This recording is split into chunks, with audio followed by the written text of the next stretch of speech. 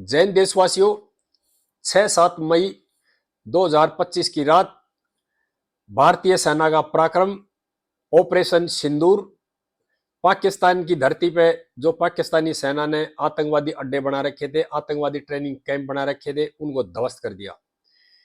23 minute का समय, 3 हथियार, 9 अड्डे ध्वस्त। ये भारतीय सेना का पराक्रम है।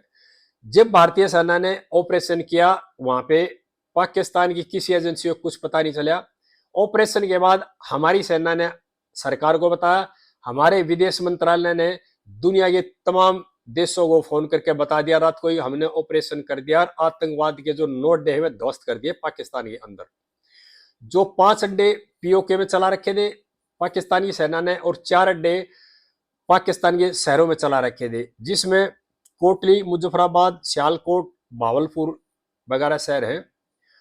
और इस ऑपरेशन में जो दुनिया के सबसे खूंखार आतंकवादी थे अजहर, मसूद अजहर, उसके घर पर भी मिसाइल मारी गई और उसके परिवार के आधे सदस्य एकदम से खलास हो गए। और अजहर अब रोता हुआ क्या कर रहा है कि काश में ही मर जाता, आपका नंबर भी आएगा, आज नहीं तो कल आएगा, हाफिज सईद का भी आएगा।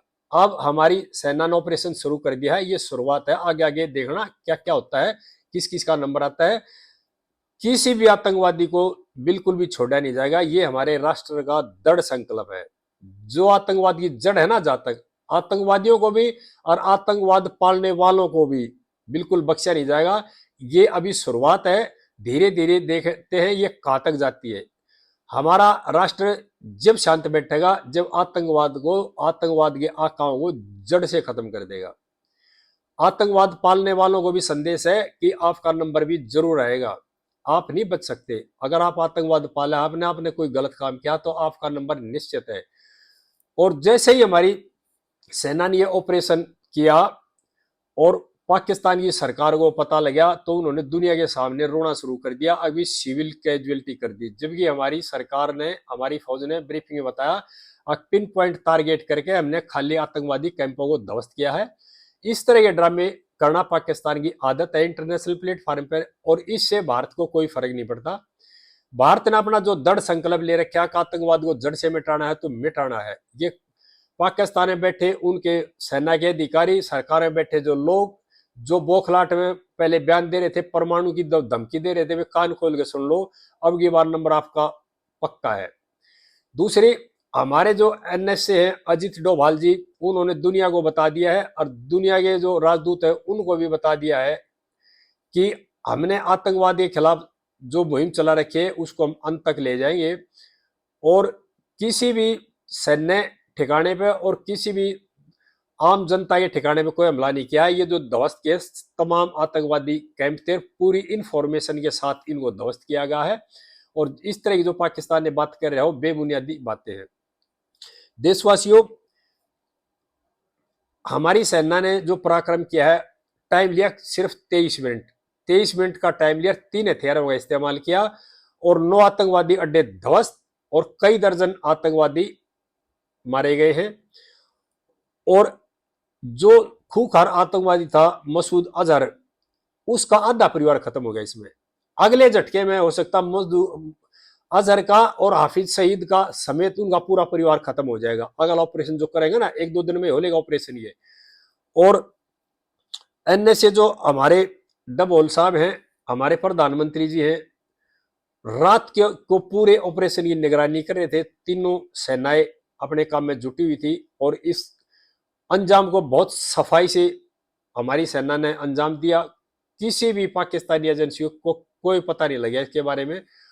और ऑपरेशन करने के बाद उनको ये पता लग गया कि हिंदुस्तान ने ऑपरेशन कर दिया है।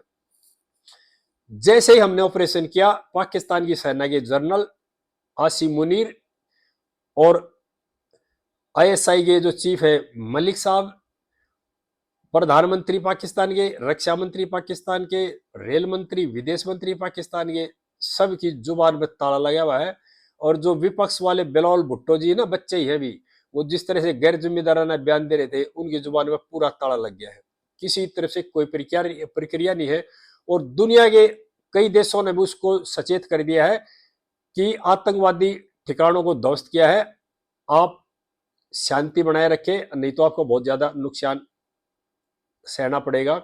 और हमारी सरकार और हमारे एनएसए ने भी क्लियर बता दिया, मैसेज दे दिया पाकिस्तान को, अगर आपने हिंदुस्तान के बारे में के खिलाफ कोई कार्रवाई करने की सोची भी तो इसके परिणाम बहुत ज्यादा सख्त होंगे आपके लिए। और जैसे ऑपरेशन हमारी सेना ने किया, पाकिस्तान की सरकार, पाकिस्तान की फौज एकदम से बिल के अंदर घुसी हुई है। और जनरल आसिम मुनीर का ये पता नहीं वो कौन से बिल में छुपा हुआ है, पाकिस्तान की जनता उसको ढूंढ रही है। जनरल आसिम मुनीर कहा, जनरल आसिम मुनीर का अंडरग्राउंड है। और पाकिस्तान की जो प्रधानमंत्री है, रक्षा मंत्री, उसकी आंखों से आंसू गिर है, उनका चेहरा देखने लायक है देशवासियों। ये हमारी सेना के पराक्रम की वजह से है ये। और मैं सभी देशवासियों को बताना चाह रहा हूं, वो तो बिल में घुसी गए, लेकिन जो हमारे आस्तीन के साफ थे ना, मैं पहले भी 1-2 बार बता चुका हूं, हमारे जो आस्तीन के साफ थे ना, जो रोजाना गैर जिम्मेदाराना बयान देते थे, रोजाना मोदी से, मोदी सरकार से सवाल पूछते थे, सबूत मांगते थे, आज वे भी अंडरग्राउंड हो गए। और ये मिशन जो है ना, भारत का जो मिशन है, भारतीय सेना ने चला रखा है, भारतीय सरकार ने चला रखा है, ये इन आस्तीन के सांपों को सफाई करने का मिशन है। आप ये मत सोचिए आतंकवाद जो पालते हैं, इस तरह जो करते हैं, वे लोग आतंकवादी कैंपों में रहते हैं, नहीं, वे लोग अच्छे खासे आम नागरिकों की तरह भी रहते हैं। वो आस्तीन साहब है ना, जो वो कुछ राजनीति में भी है, कुछ कार्यपालिका में भी है, कुछ न्यायपालिका में भी है। और इस तरह के लोग हर जगह बटे हुए हैं, जो बैठे हैं, जो कि आतंकवादियों को पालते हैं अपने फायदे के लिए, अपने परिवारवाद के लिए, अपने स्वार्थवाद के लिए। हमारे प्रधानमंत्री की जो लड़ाई है ना, वो इन आस्तीनों के सांपों के खिलाफ है। और प्रधानमंत्री जी ने कई बार इंटरनेशनल प्लेटफॉर्म पे बता दिया है कि हम आतंकवाद को बर्दाश्त नहीं करेंगे और आतंकवाद को जड़ से खत्म कर देंगे। और दुनिया ने जब पहली बार प्रधानमंत्री ने मैसेज दिया था दुनिया को, हम आतंकवादियों को ऐसी सजा देंगे जो इनकी कल्पना से परे होगी, उस सजा का समय शुरू हो चुका है। कल रात से उस सजा का समय शुरू हो चुका है। जिनको सजा मिल चुकी है उनकी सजा पूरी होगी, ऊपर चले गए हैं, जो बचे हुए हैं उनकी सजा बाकी है, उनको भी ऊपर भेजना है। मेरी सभी देशवासियों से प्रार्थना है, पाकिस्तान की सरकार और पाकिस्तान की फौज की पतलून गीली हो चुकी है।